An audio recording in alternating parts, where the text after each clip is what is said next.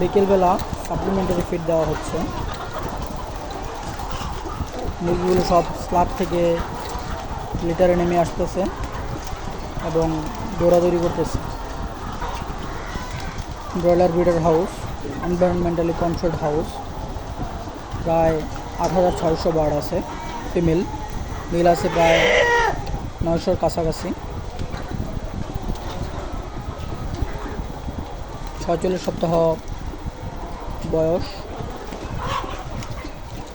Excellent hatchability 94%, and production is approximately 84%, whereas standard production is about 77%.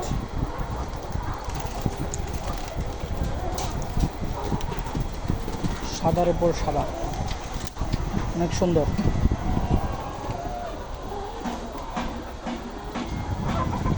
সাথে চলছে ডিম collection.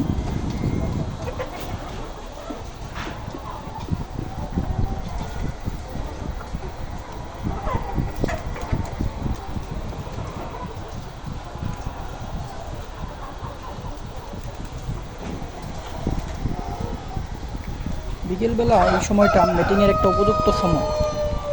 সবাই এই সময় মুরগিকে মিটিং করার জন্য ব্যবস্থা করে দেওয়া হয় সাপ্লিমেন্টারি ফিড দিয়ে, যাতে সবগুলা মুরগি লিটারে চলে আসে।